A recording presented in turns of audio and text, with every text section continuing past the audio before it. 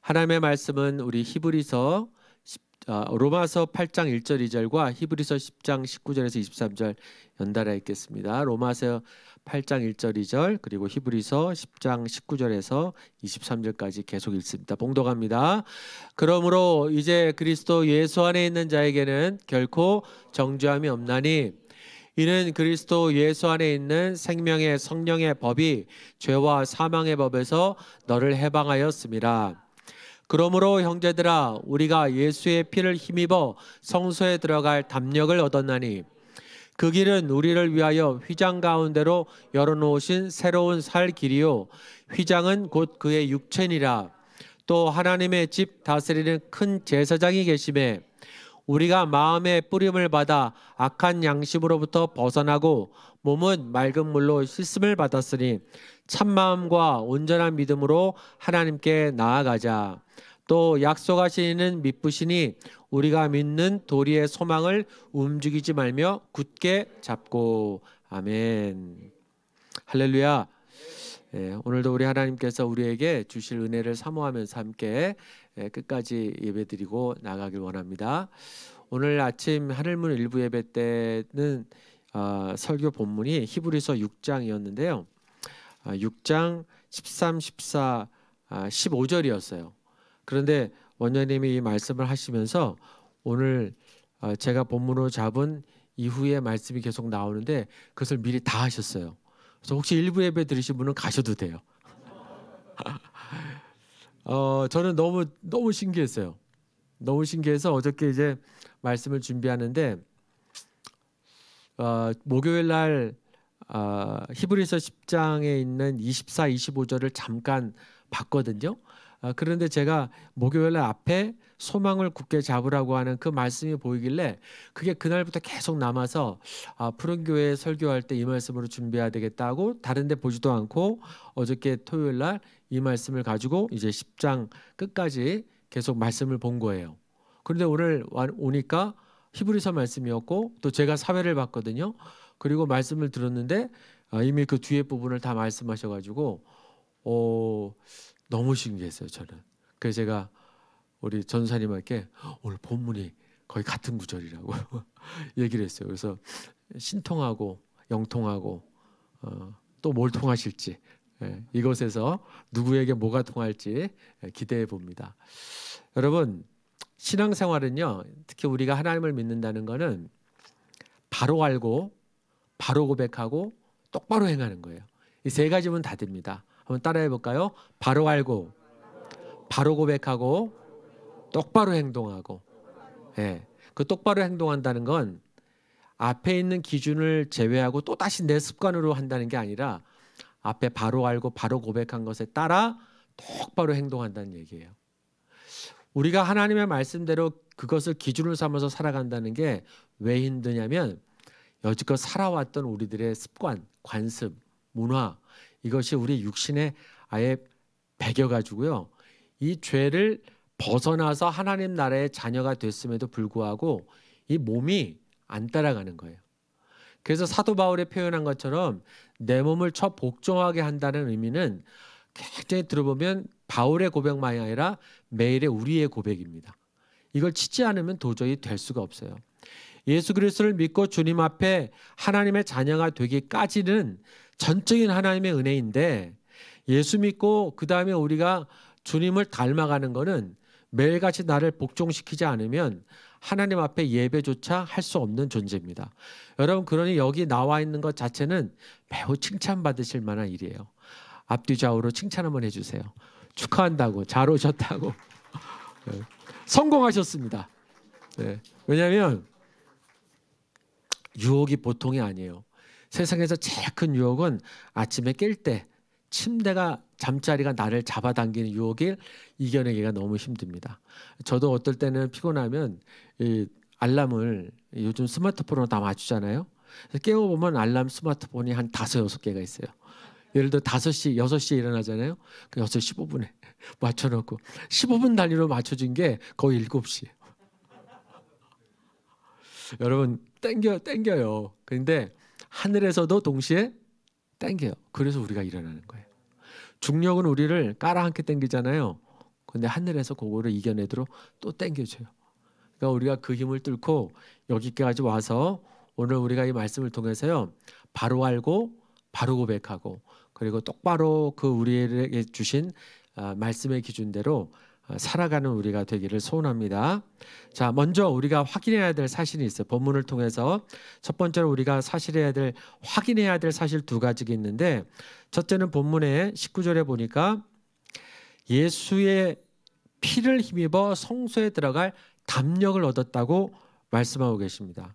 두 번째는 하나님의 나라를 다스리는 20절에 그다음 21절. 네, 하나님의 집을 다스리는 큰 제사장이 계시다, 이렇게 말씀하세요. 그래서 지금 여기 큰 대제사장의 말씀은 앞에 8장 1절에 나와 있습니다. 8장 1절과 13절만 읽겠습니다. 시작.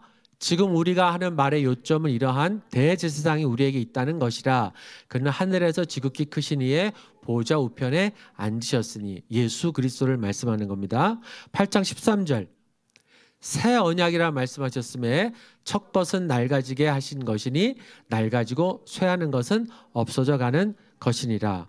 이 오늘 본문의 처음 시작이 그러므로라고 시작하는데, 요 그러므로는 여러분들이 사실 9장 23절부터 10장 그 위에 절 18절까지를 보시고, 그다음 앞에 뭐 9장 또 6장 8장 전부 다 연관되어 있는 말씀이에요.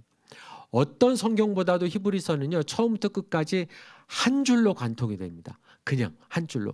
대제사장 예수 그리스도, 그분 한 번에, 그분의 단번에 제물로 우리가 하나님을 아바 아버지라고 부른다, 딱 이거예요.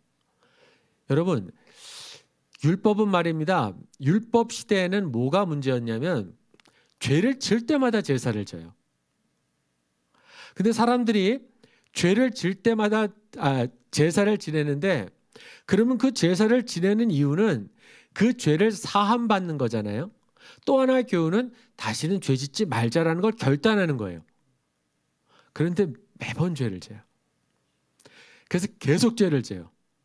그래서 죄 없는 양들만 다 죽여버렸어요. 여러분, 인간의 죄 때문에, 이스라엘 땅에서 인간의 죄 때문에 제사 드린 양의 숫자를 한번 생각해 봅시다. 만약에 그 양의 피를 한강에 풀어놓는다면 한강물에 넘쳤을 거예요. 요단강은 이미 잠겼을 거예요. 예루살렘은 다 잠기고 이스라엘은 다 잠겼을 거예요. 그런데 9장에 가서 읽어보시면 어떤 말씀이 나오냐면, 쉬운 번역으로 번역했을 때 아무리 이렇게 제사를 지내도 죄책감을 없애지 못한다, 그 말씀이 나와요. 정확한 표현이죠. 여러분, 아무리 이 제사를 반복해서 지내도 죄를 중단시키는 능력이 없다라는 거예요. 율법은 딱 하나입니다. 죄의 목록을 깨닫게 할 뿐이지, 죄를 드러내게 할 뿐이지 죄를 중단시키는 효력이 없어요. 왜 그러냐면, 율법이 예를 들어 여러분 100개라고 칩시다. 613개의 조문항을 다 지켜야 돼요. 근데 제가 세상에 612개까지 지켰네요. 근데 마지막 613번을 못 지켰어요. 그럼 어떻게 될까요? 앞에 있는 613개를 지킨 것들이 전부 다 무효가 돼요. 따라하겠어요. 이거 이 세상에 역사상 지킨 사람 아무도 없다. 위로가 되시기 바랍니다. 아무도 없어요. 아무도 없어요. 아무도 없어요. 누구도 못합니다. 10계명에 10개? 절대 못해요. 그런데 우리 예수님이 단번에 제물이 되셔서 그분 때문에 우리가 성소에, 다시 얘기하면 이제 9장에 가면 이 성소에 대한 구조가 나오거든요. 다시 말하면 어떤 성소까지 들어가느냐? 지성소. 두 번째 휘막, 앞에 그 입구에 있는 휘장을 걷어내고 들어가서 또 하나 가운데 휘장인데, 그걸 집어넣으면 여호와의 법궤가 있고 하는 자리. 근데 그 자리에는 아무나 못 들어가잖아요. 1년에 한 번씩 큰 대제사장이 들어가서 하는데, 여러분, 대제사장이 만약에 요만큼이라도 저 허물과 죄가 있으면 죽으니까 어떻게 했는지 아십니까? 여기다가 방울이 달린 줄을 매요. 그리고 밖에서 줄을 대기하고 있어요. 그리고 이제 그 안에서 대제사장이 제사를 드릴 거 아니에요. 뭐 예식을 치를 거 아니에요? 그럼 움직일 때마다 딸랑딸랑 소리가 나야, 옷에 방울이 있으니까 소리가 나야 되는데 1분이 지나 5분이 지나 10분이 지나도 방울 소리가 안 나면 이렇게 된 거예요.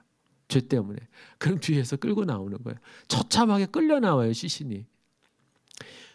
이렇게 해도 사람이 죽어나감에도 불구하고 경각심을 갖지 못하고 죄를 끊을 수 있는 효력이 안 된, 능력이 안 됐는데, 우리 주 예수 그리스도께서 한 번의 제물 되셔서 십자가의 죽으심으로 우리가 이제 성소에, 지성소에까지 들어가는 담력을 얻어서 저와 여러분이 어떻게 했냐면, 따라하겠습니다. 하나님과 동석을 하다. 같은 자리에 앉으신 거예요. 여러분, 같은 자리에 앉았습니다. 저도 목사지만 선배 목사님들 중에 진짜 이렇게 유명한 목사님을 보면 나도 모르게 그분의 소문 때문인지 몰라도 한 번도 만나보지 않았는데 그분 옆자리에 앉는 게 그렇게 부담이 돼요. 난 그분 사실 한 번도 모르는데, 근데 워낙 소문이 많아서 여러분 솔직히 뭐 여기 조용기 목사님이 있다고, 뭐 돌아가셨지만 뭐 계시다고 한번 생각해 보세요. 그러면 여기서 사회 보는데 솔직히 떨리겠어요? 안 떨리겠어요? 저 하늘문에서 사회 보잖아요. 진짜 설교하는 게 나아요, 차라리. 이거 틀리면 어떡할까? 또 틀리면 원장님한테 또 이렇게 꼬투리 잡히면 30년 까이잖아요, 우리는. 그게 사실 오늘 김신성 목사님 제가 알기로는 처음 사회 보신 것 같은데 정말 속으로 내가 제일 그 동지애를 느꼈어요. 동지애를. 근데 여러분, 우리가 하나님과 한 자리에 앉는다는 게 말이 됩니까? 근데 거기까지 우리를 승진시키셨어요. 근데 그렇게 되기까지 예수 그리스도의 보혈, 십자가의 보혈과 그분이 우리의 대제사장 되어 주심으로 이제 더 이상 죽지 않는 제사장, 우리의 죄를 다 도말해 주시고 본인은 흠도 점도 없는 어린 양 같은 예수, 어린 양 같은 예수 그리스도께서 흠도 점도 죄도 없는 어린 양 예수가 우리의 죄를 다 대속해 주셔서, 그 이유 하나만으로 우리가 확인해야 될 것은 죄사함 받고 하나님의 자녀로 주님과 동석하고 그분의 품에 안길 수 있다는 것이 은혜 중에 은혜요, 기억해야 될 사실입니다. 여러분, 이것은 잊지 말아야 될, 우리가 붙잡아야 될 사실입니다. 어떤 사람에게 전도할 때 이런 것을 설명하잖아요. 근데 여러분, 사실 이것은 설명이 아니에요. 우리는 전도를 누구를 설득하려고 전도하는 분들이 계시는데, 해보세요. 설득 당하나? 안 당합니다. 이 사실을 그냥 얘기하는 거예요. 예수가 그리스도다. 너희가 못 박은 예수가 그가 메시아였다라고 얘기하는 게 초대교회의 전도 방법이에요. 그가 십자가에 못 박혀 죽은 건 다 봤지. 근데 그가 부활하셨다. 그게 사도들이 초대교회 때 전도했던 아주 유일한 사실이었어요. 그래서 그들을 죽일 때 이거 거짓말이라고 얘기하라. 십자가에 죽은 거 우리가 봤는데 부활한 건 그게 어떻게 말이 되냐. 그러니까 너희들 부활했다는 것이 거짓이라고 다시 한 번만 고백하면 너희들 안 죽이겠다. 근데 사도들과 더불어 당시 성도들이, 순교했던 성도들이 뭐라고 고백했냐면, 우리가 두 눈 뜨고 봤는데 어떻게 안 봤다고 하느냐라고 하고 다 순교한 거예요. 여러분, 천국은 이렇게 바르게 고백하고 멋지게 가는 겁니다. 찌질하게 우리가 가는 게 아니라요, 기왕 가려면 멋지게 가야 돼요. 멋지게. 예수께서 대제사장 되심으로 말미암아 우리 20절, 그 길은 우리를 위하여 휘장 가운데로 열어놓으신 새로운 살 길이 확 열린 겁니다. 여러분, 예수님이 십자가에 못 박여 죽으시고 다 이루었도다, 다 이루었도다 말씀하셨을 때 성전에 있었던 가운데 있었던 휘장이요, 위에서부터 아래로 쫙 갈려진 사건이 일어났단 말이에요. 예수님의 몸이 대신 갈려진 거예요. 대신 찢기신 거예요. 우리의 죄값을 다 그분이 채찍에 맞으심으로 우리가 나음을 입었다고 그랬어요. 여러분, 우리가 옆 사람이 누가 아프면요, 그 아픔을 우리는 모릅니다. 근데 그 주님은요, 그 아픔을 다 하세요. 아픔을 다 알아요. 채찍에 맞으심으로 우리가 나음을 입었도다. 그가 모든 질고를 당함으로요, 우리가 가졌던 모든 질고와 수치를 그분이 다 당하셨어요. 그걸 십자가에 아예 그냥 못 박아둔 거예요. 그걸로 인해서 어떤 결과가 일어났냐면, 아무나 못 들어가는 휘장이 그냥 갈라져 버린 거예요. 우리가 짓지 않았어요. 하늘에서부터 하나님 이제 이거 더 이상 필요 없다고 이제 내 아들 예수가 다 이루어 놓았다고 확 열어놓으셨어요. 그 길이 뭐라 그러냐면 우리가 새로운 살 길이요, 새 계명이요, 새 길이요. 이 길 외에는 어느 누구도 예수 그리스도의 갈 길이 없습니다. 믿으시면 아멘. 이 길밖에 없어요. 사도들이 이걸 전했단 말이에요. 예수 외에는 구원받을 만한 이름을 주신 바가 없다. 사도행전 4장 12절 그 말씀에 그렇게 말씀하셨다고요. 베드로를 통해서 천하 사람 중에 구원받을 만한 다른 이름을 우리에게 주신 일이 없다. 예수 그리스도 외에는 구원받을 이름이 없다라고 분명히 말씀을 해주셨어요. 그래서 이것을 통해 이 사건을 통해서 이 사실을 통해서 우리가 그 길로 나갔죠. 그분이 우리의 큰 제사장이 되심으로 단번에 죄가 사함받았습니다. 여러분 제가 아까 서두에 얘기한 게 그냥 드린 말씀이 아니에요. 저와 여러분요 지옥 갈래야 이제 갈 수가 없습니다. 옆에 분에게 한번 마음대로 지옥 갈 노력해봐 해보세요. 이제 여러분 저와 여러분은 말 안 들어서 그래 그럼 예수 안 믿어 지옥이 나가 여기 그렇게 모인 사람은 없어요. 근데 이런 고민을 하신단 말이에요. 왜 예수 믿고도 내가 자꾸 죄를 짓까? 왜 자꾸 난 실수할까? 여러분 그런 고민이 있죠. 근데 아까 제가 말씀드렸죠. 육신이 가지고 있는 한계가 있습니다. 이 흙덩어리가, 이 고깃덩어리가. 그래서 예수를 믿기까지는 은혜로 믿는데 예수 믿음부터는 더 강한 은혜가 있어요. 근데 그 은혜 속에 우리로 하여금 뭘 보게 하냐면 남을 보는 게 아니라 나를 보게 하십니다.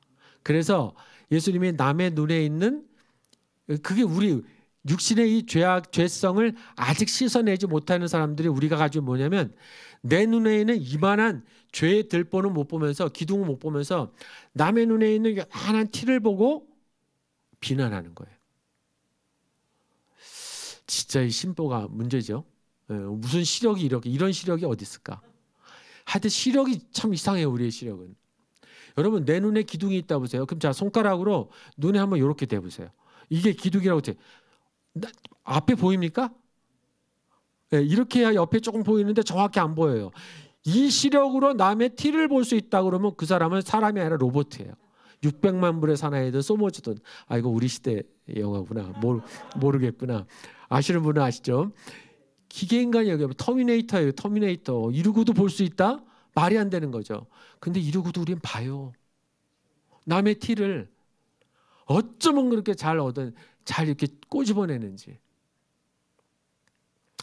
이건 육신의 습관은요. 성령으로 날마다 훈련받아 들어가는 거예요. 그러니까 예수 안에 들어왔다는 것은 이제 드디어 고난과 함께 유익한 고난과 함께 하나님 내 기질과 성품을 새롭게 다듬는 천국 선수촌에 들어오신 거예요. 그래서 제가 목요일 날도 말씀드렸는데 저와 여러분은 그냥 국가대표가 아닙니다. 이건 천국의 국가대표예요. 예수님이 서로 사랑하라고 했을 때 제자를 친구의 수준으로 높여놓는데 그냥 제자가 아니라 친구와 같은 제자. 그래서 제가 하나님과 동사간다는 거예요. 하나님과 자리를 같이 하는 정도의 국가대표라면 이건 보통 국가대표가 아닌 거예요. 여러분 다 금메달 땄다고 대통령 만납니까? 제가 보니까 그중에서도 대표 선수만 가더라고요. 대표 주자만 가더라고요.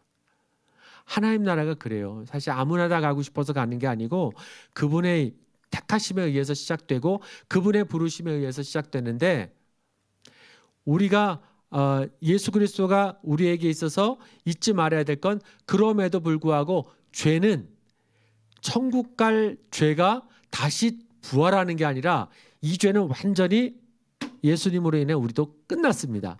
이 효력이 없어요. 믿으시면 아멘. 그런데 우리에 있는 육신도 이제 보혜사 성령, 능력의 성령, 불의 성령이 날마다 우리를 훈련시키시는 거예요. 그래서 매일의 예배가 있다라는 것은 바로 그 훈련 도정의 최고의 장소인 겁니다. 제가 이걸 최근에 다시 깨달았어요.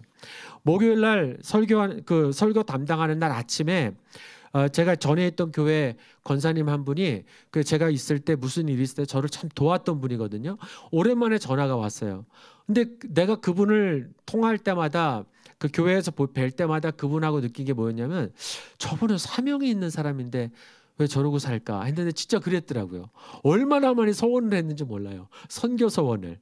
그래서 어쨌든 뭐 사시면서 언제라도 기회가 있으니까 그 꿈은 그 하나님 앞에 약속한 것을 포기하지 말라고 그랬는데, 이분이 요즘 제일 고민되는 게 대형 교회인데 교회에 회계 업무 하시는 분이에요. 그러니까 행정 목사님과 제일 가까운 사람이에요. 이 권사님들, 연세 드신 권사님들이 내가 병들어 죽는 게 아니라 예배를 못 드려 죽겠다고 맨날 하소연을 하신대요. 교회가 한 출석 성도가 예배 인원이 한 3,000명 되는 예배 인원이 3,000명인데, 예, 네 번에 다섯 청년부까지 5부 예배가 있는데 매번 예배 때마다 그 본당에 200명밖에 못 들어와요. 그러니까 인터넷을 통해서 신청해서 당첨이 돼야만 오는 거예요. 그러니 그게 나이 드신 분들이 가능하겠어요? 그러니까 우리처럼 차라리 이렇게 무작위로 좀 이렇게 오세 하면 좀 좋은데 그게 안 되는 거예요. 그러니 권사님들이 이게 메말라 가지고 내가 병들어 죽는 것보다 이 예배 못 들어 죽겠다. 그래서 내가 권사님한테, 권사님 그렇게 고백하는 분들은 정상이라고. 응? 이때다 싶어서 이 심각성을 모르고 마음껏 내 육신을 위해서 우리가 안식할 수도 있지만 마음껏 이 시간을 육신을 위해서 누린다? 보세요. 2년 후에 어떻게 될지. 그래서 권사님이요, 행정 목사님한테, 목사님, 우리 교구 목사님 제발 하루에 한 번씩 돌려서라도 새벽 기도를 못하면 밤에 저녁에 좀 모여 퇴근 후에라도 우리 거리두기 하고, 이렇게 공간이 많은데 왜 예배를 못 드립니까? 저기 신고하고 하면 되잖아요. 했는데도 불구하고 목회자도 한 사람 중에 한 명도 찬성하는 사람이 없이 목사들이 전부 다 반대를 했대요. 와, 제가 그걸 보고, 여러분, 예배가요 쉬운 게 아니잖아요. 우린 다 알잖아요. 근데 이 예배를 통해서 우리가 경험해야 할, 매일의 예배를 통해서 경험해야 될 게 뭐가 있냐면, 우리들의 이 모난 성품들을 주님의 말씀으로 지금 깎아서 천국 갈 때는요 가장 예쁜 조약돌이 되는 거예요. 하류에 있는 조약돌. 지금은 솔직히 저도 상류에 이른 이 모난돌이에요. 모난돌. 어제도 집사람하고 잠들기 전에 무슨 말 한마디 때문에 얼마나 혼나고 잤는지 몰라요.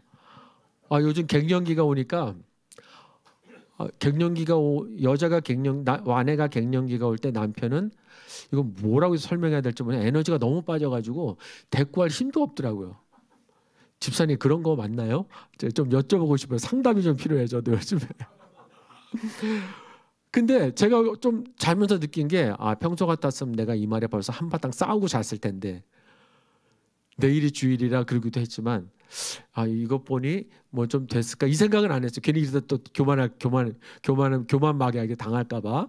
근데 조금 좀 이렇게 좀 달라진 건 느껴가는데, 하나님이 여전히 난 내 모습 보면 알아요. 내가 날 잘 알잖아요. 근데 그게 언젠가는 이렇게 쭉 흘러가서 저 하루에 가면 무슨 돌만 남냐면 예쁜 조약돌만 남는 거예요. 여러분, 저와 여러분이요 천국 갈 때는 정말 둥글둥글 예뻐가지고 주님이 잡기에 편한 돌이라고 그래서 기분 나빠하지 마세요. 이미지가 그렇다는 거죠. 그런 성도로 주님 앞에 서기를 소원합니다. 그래서 대제사장이신 예수가 단번에 우리의 죄를 도말하시고, 그것뿐이 아니라 보혜사 성령을 통해서 우리로 하여금 매일같이 모난 성품 다루어 주시고 육신을 이길 수 있는 새 힘을 주시는 것이 우리에게 새로운 살 길의 능력입니다. 그래서 우리가 잊지 말아야 될 것이 그분의 이 은혜를 잊지 말아야 됩니다. 자, 그리고 우리에게 주신 또 하나가 뭐가 있냐면 22절에 보니까 그 제사장을 통해서 마음의 뿌림을 받아 악한 양식 벗어나죠. 몸은 맑은 물로 씻음을 받았으니 참마음과 온전한 믿음으로 함께 나아가자. 바로 지금 말씀드린 그 은혜예요. 그런데 23절에 보니까 읽겠습니다. 또 약속하신 이는 믿으시니 우리가 믿는 도리의 소망을 움직이지 말며 굳게 잡아야 돼요. 흔들림 없이 잡아야 돼요. 소망을. 지금 말씀드린 이 모든 우리의 말씀에 유일하신 예수 그리스도를, 그분은 우리의 소망 삼아 잡는 거예요. 그분은 신실하시니까. 회전하는 그림자도 없어요. 거짓을 말한 적이 없어요. 이 두 가지를 못하신 분이에요. 그렇기 때문에 그분을 붙잡으면 우리가 이 앞에 있는 모든 그분이 제사장으로서 주시는 보증, 우리는 다 받고 사는 겁니다. 그러니까 우리의 소망이 천국에 있고 예수께 붙잡아서 살고 있으면, 이 놓치지 않는 거 붙잡으면 이것이 우리의 살 길이 되는 거죠. 자, 그런 우리가 해야 할 네 가지가 있어요. 네 가지. 자, 24절과 25절입니다. 서로 돌아보아 사랑과 선행을 격려하며 모이기를 패하는 어떤 사람들의 습관과 같이 하지 말고 오직 권하여 그날이 가까움을 볼수록 더욱 그리하자.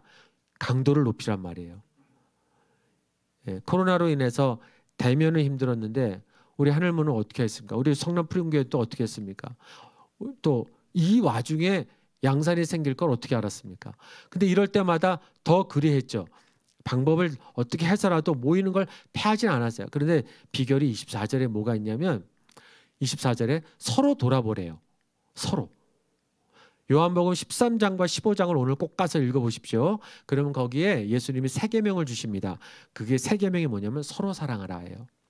계명은 출애굽기에 나와 있는 10계명으로 출발해서 율법이 있죠. 그 다음에 마가복음, 마태복음, 누가복음에 나와 있는 크고 큰 계명이 뭔가의 질문에 두 가지, 하나님 사랑과 이웃 사랑 두 가지로 요약했었어요. 근데 예수님이 마지막 유언을 남길 마지막 시기에 제자들의 발을 닦아주면서 가룟 유다는 빠지고 나머지 11 제자와 함께 이 말씀을 받은 자가 있는데, 그 남은 11 제자가 받은 말씀이 뭐냐면 서로 사랑하라였어요. 그래서 계명은 딱 하나로 요약되는 거예요. 따라하겠습니다. 서로 사랑하라. 이렇게 하나님, 예수님이 하나로 정리해 주셨어요. 근데 여기 보니까 돌아보고 격려하라. 이게 핵심이에요. 돌아보고 격려하라. 돌아보라는 건 부족한 사람에게 눈을 떼지 말라예요. 눈을 떼지 말라. 눈동자처럼 우리를 지켜보신다는 하나님처럼 우리도 연약한 자에게 눈을 떼지 말고 그분들을 돌보자라는 거예요. 여러분, 하나님의 말씀이 내 안에 임하면 이상하게 몇 가지의 현상이 생기는데, 첫째는 하면 말씀이 읽혀지고 믿어지고 깨달아진다는 겁니다. 그리고 예배드리고 싶고, 근데 또 하나가 누군가를 자꾸 사랑하고 싶어지는 거예요. 누군가를 자꾸 도와주고 싶은 거예요. 누군가 자꾸 돌보고 싶은 거예요. 나에게 관심을 가졌던 그 이기심이 다른 사람에게 가기 시작하는 거예요. 이게 이 맛을 우리가 봐야 됩니다. 돌아봐야 돼요. 눈을 떼지 말아야 돼요. 그 다음에 사랑과 선행을 격려한데, 저는 이 격려하라는 말이 우리말로는 이 격려하라 그러면 왠지 이렇게 세워주고 어유 일어나 그러잖아요. 근데 원장님은 격려는 해주는데 격려 방식이 뭐죠? 시험 들었으면 어떻게 한다고 그랬죠? 네, 밟아요. 근데요, 요게 조금 비슷해요. 좋은 일에는 억지로라도 끌고 와서 같이 참여시키라는 뜻이에요. 사랑과 선행을 자꾸 하게끔 해서 그 자리에 다 같이 동참하자. 그래서 자극시키라는 얘기예요. 제가 목요일날 뭐라고 그랬냐면 우리 모두 대나무로 만든 이런 침을 준비하자고. 그래서 좋은 일이 있을 때는 쿡 찔러서 자기도 같이 해. 이쪽도 찔러서 자기도 빨리 와. 같이 해. 이렇게 해. 같이. 그래서 어저께 김장이 그렇게 빨리 끝났대요. 무슨 연유인지 모르지만, 그래서 늦게 오신 분은 김장 안 하고 수육만 먹고 가셨다는 얘기가 있더라고요. 바로 이게 찔레라는 거. 근데 여러분, 저기 한방 그 침 파는 데 가서 침을 하나씩 사십시오. 그래서 내가 죄를 지을 때는 제일 아픈 데 찔르세요. 침으로. 또 옆 사람이 죄를 짓기 전에 미리 찔러서 죄를 못 짓게 하세요. 죄는 그렇게 해야 돼요. 근데 사랑과 선행은 진짜 침으로 하지 마시고 대나무 침으로 쿡쿡 건드려가지고 자극시켜가지고 같이 참여하게 만드는 거예요. 교회가 이렇게 되는 거예요. 그리고 모이는 모임. 그렇게 해서 이 서로 사랑을 구체적으로 하는 걸 먼저 하는 겁니다. 두 번째는 26절인데, 자, 읽겠습니다. 우리가 진리를 아는 지식을 받은 후 짐짓 죄를 범한 즉 다시 속지 않은 제사가 없고. 이 말씀을 아까 하시더라고요. 이 말씀을 아까 하시더라고요. 여러분 보세요.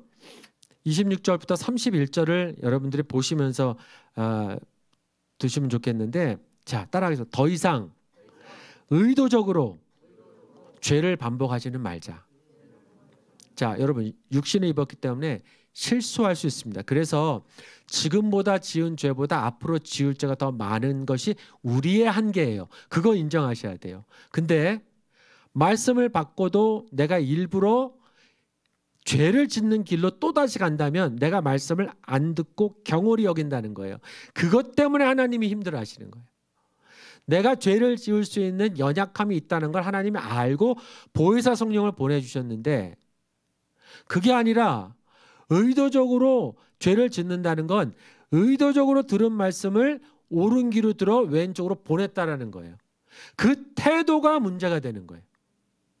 우리가 구분하시겠죠? 우리는 어차피 하나님의 말씀을 지킬 수 있는 능력이 없습니다. 그러니까 서로 사랑하라고 요한복음 15장에 얘기하군요. 예수님이 기가 막힌 전략가라니까요. 15장 하반절부터 16장까지 뭘 말씀하시냐면 보혜사 성령을 얘기해요. 능력의 성령을 얘기하지 않아요. 불의 성령을 얘기하지 않아요. 사도행전에 나오는 것처럼 보혜사를 얘기해요. 무슨 얘기냐면 내가 너희 옆에서 도왔던 것처럼 이제 내가 올라가면 하늘에서 성령을 보내줘서 너희 안에서 너희를 도울 또 다른 보혜사라고 그래요. 그러니까 눈에 보인 보혜사는 예수님이고 또 다른 보혜사는 우리 안에 들어오시는 보혜사는 성령님이에요. 그 성령님을 보여주신 이유가 내가 서로 사랑할 수 있는 능력이 있습니까? 없어요. 가장 가까운 가족과도 안 되는데. 예? 가족과도 잘 안 되는 걸 어떻게 남한테 서로 사랑해 줄 수 있겠습니까? 그러니까 그게 가능할 정도가 되면 친구의 단계까지 가는 거예요.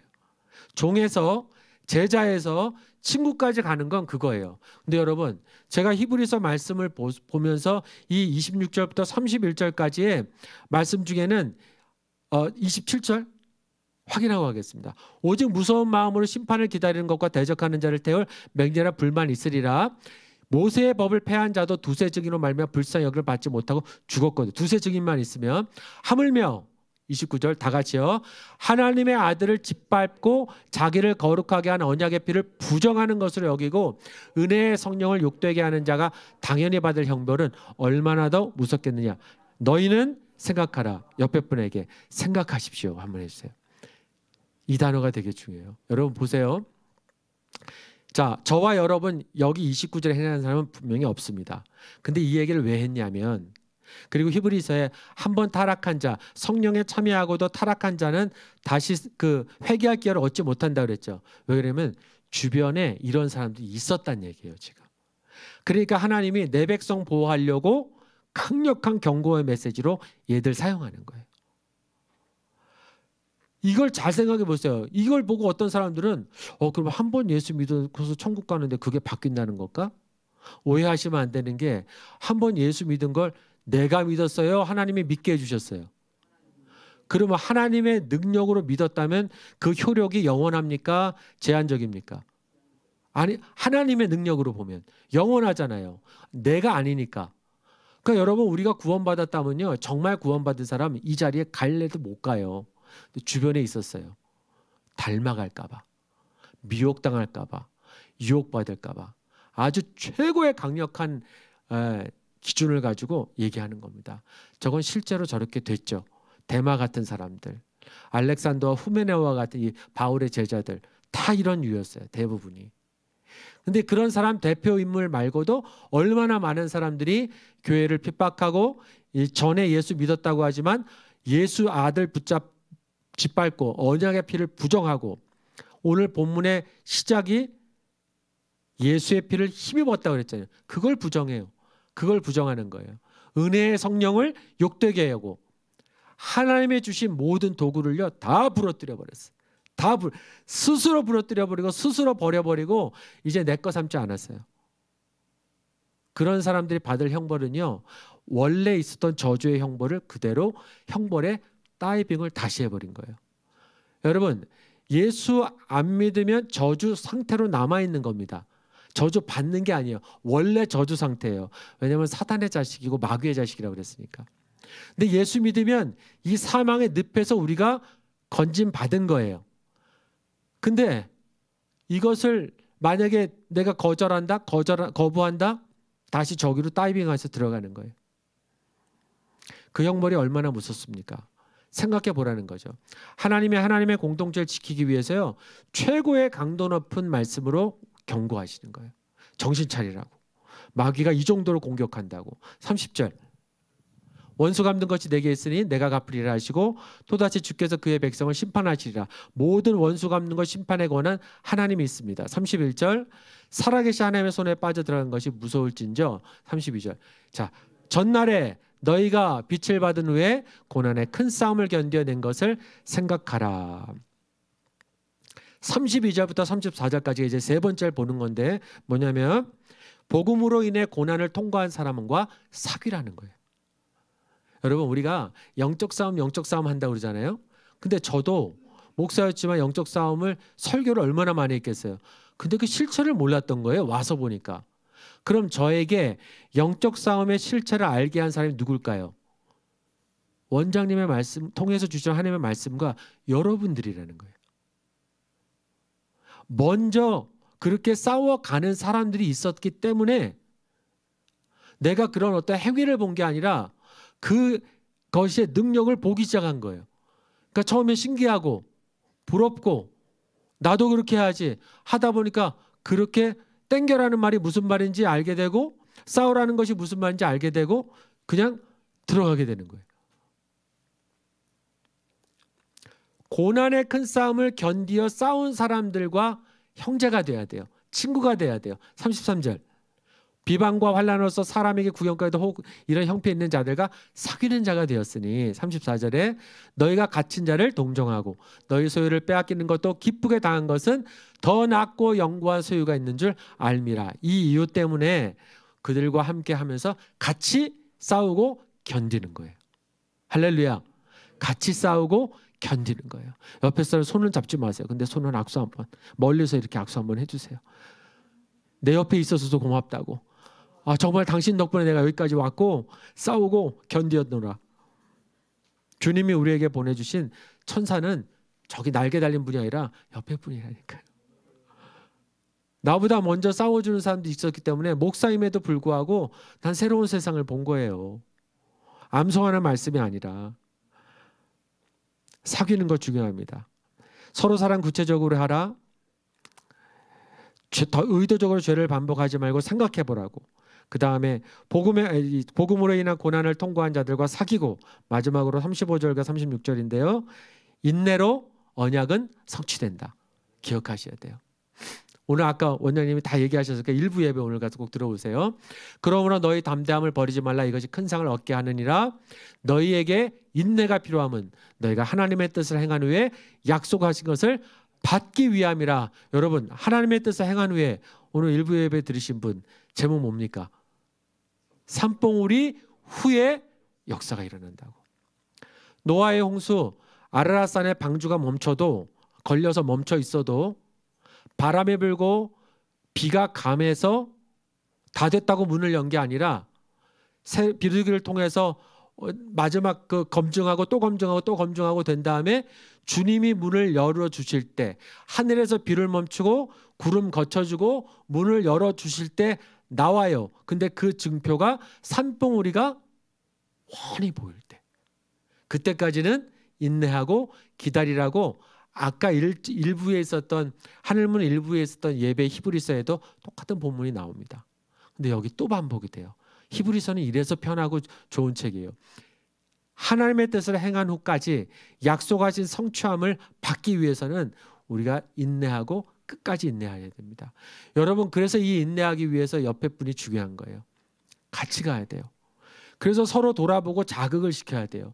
사랑과 선에게 격려해서 교회 일 절대 혼자 하시면 안 돼요. 교회는 독불장군 나오면 안 됩니다.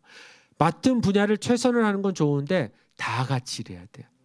그래서 교회에 정말 수준 높은 교회는요. 성경 공부를 한 번만 하더라도 설교를 한 번만 듣더라도 모든 성도가 총동원돼서 같이 사역하는 게 좋은 교회지. 성도는 10,000명인데 일하는 사람이 200명이에요. 난 너무 신기한 게 큰 교회 2번을 거치면서 신기했던 게 주일날 아주 그냥 돛대기 시장이에요. 주일날 정말 사람이 막 이루고 나가요. 예배 때마다 나가고 들어올 때마다. 부서에서는 매년 교사 구함, 특히 장애인 부서 매년 교사 구함 한 분이 10년에서 20년 감당하고 상 주는데 10년 동안 20년 동안 하시는 분들이 젊은 사람은 하나도 없는 거예요. 여러분 이건 비정상적이에요. 진짜 교회는요 10명이면 10명이 다 같이 함께 사역하고 다 같이 함께 고난에 동참하고 다 같이 함께 사랑과 선행을 격려하고 다 같이 서로 돌아보고 그러면 완전히 승리합니다. 이게 정말 그런 우리가 꿈꾸고 우리가 해야 될 교회가 우리가 여지껏 보여주고 있는 교회라고 믿습니다. 오늘 제목과 함께 결론입니다. 자 이제 그 다음 절 37절. 잠시 잠깐 후면 오시리가 오시리니 지체하지 아니하시리라. 반드시 지체하지 않으십니다. 반드시 오십니다. 38절. 나의 의인은 믿음으로 말미암아 살리라. 또한 뒤로 물러가면 내 마음이 그를 기뻐하지 아니하리라 하셨으니 뒤로 물러가지 말라는 얘기죠. 39절 크게 읽습니다. 오늘 내 거로 삼으시기 바랍니다. 우리는 뒤로 물러가 멸망할 자가 아니요 오직 영혼을 구원함에 이르는 믿음을 가진 자니라. 제목은 자 따라하세요. 내 믿음에는 후진기어가 없습니다. 전진기어만 있습니다. 할렐루야. 여러분 저와 여러분이 탄 예수 그리스도 구원 열차는 후진기어가 없어요. 그리고 뭘 못하냐면 유턴을 못해요. 딱 한번 어디서 하냐. 죄악의 길로 가려다가 할 그때만 유턴해요. 그리고는 더 이상 후진하지 않고 전진만 해서 가요. 믿음이라고 하는 거 안에는 뒤로 가지 마라. 그래서 전신갑주 보면 자 위에서부터 보겠습니다. 구원의 투구, 의의 흉배, 진리의 허리띠, 평안의 복을 예비한 신, 믿음의 방패, 성령의 검이죠. 네. 근데 우리 영화에서 보면 로마 군인들이 이제 큰 장교들 아니고서는 갑옷을 입을 때 보면 뒤에가 이렇게 줄로 매요. 앞에만 있고 등허리는 아무것도 없어요. 무슨 이유일까요? 등을 보이지도 말고 후퇴하지도 말고 그냥 앞으로 가라 해서 등허리에는 보호 장구가 없어요. 불화살을 쏘면 믿음의 방패로 맞는 거예요. 공격을 하면 성령의 말씀으로 치는 거예요. 구원의 투구가 이것이 지켜지지 아니하면 진리를 깨달을 방법이 없죠. 우리의 가슴이 죽어 있다면 이 손발이 어떻게 움직입니까? 알아도 감동이 없으면, 알아도 감각이 없으면, 가슴이 뛰는 은혜가 없으면 이걸 받을 수 있는 마음이 안 되면 절대 못합니다. 진리가 우리의 모든 것을 기준을 꽉 잡아주는 거예요. 우리의 발걸음은 평화를 전하러 가는 모든 수단이에요. 이것에 쓰임 받는데 어떻게 우리가 후퇴를 해요? 우리의 믿음의 차이는요 후진기어 없습니다. 여러분 차에 후진기어 있죠? 예. 그러나 후진기어를 평범하게 사용하는 바보는 없잖아요. 다 1단부터 5단만 사용하지. 후진기어는 아주 특별할 때만 사용하는 거죠. 근데 믿음에는 아예 없습니다. 아예 둘 생각하지 마세요. 그러면 등허리 보이는 순간 마귀가 곧다가 지들 침 다 놔요. 그냥 침을 다 놔. 등허리에다. 마귀들이 그냥 다 침 꽂을 거예요. 우리의 연약한 거 다 알고 행동을 멈추게 하고 내가 늘 했었던 아주 쓴뿌리 같은 나의 못된 습관들을 더 자극시키고 거기에 우리가 농락당하지 말고요. 믿음으로 전진하는 그 은혜가 우리에게 있어야 됩니다. 이 출발은 예수 그리스도의 보혈이에요. 그분의 소망을 굳게 잡는 거예요. 그걸 통해서 우리 안에 믿음으로 인내하면서 끝까지 전진하시고 후진하지 않는 믿음의 삶으로 이 한 주도 승리하는 은혜가 있기를 소원합니다. 기도하겠습니다. 나를 보면 부족한 것 투성입니다. 그러나 주를 보면 승리의 완전함, 온전함, 주만 바라보고 우리가 그렇게 살기를 간절히 소원합니다. 나를 위해 흘려주신 보혈의 그 공로를 오늘도 다시 한번 감사하며 이 도리의 소망이신 예수만 붙잡고 갈 때 우리가 서로 돌아보는 구체적인 사랑을 실천하게 하시고 의도적으로 죄악을 반복하지 말게 하시고 우리 자신의 하나님의 은혜 속에 정말로 복음의 고난을 통과한 사람들과 늘 함께 동행하고 그리고 인내로서 주의 언약에 성취되는 것을 볼 때에 우리로 하여금 하나님을 아빠라고 부르며 하나님과 동석하게 하신 그 예수 그리스도만 늘 묵상하고 생각하고 유념하는 우리 모두가 되게 하여 주시옵소서.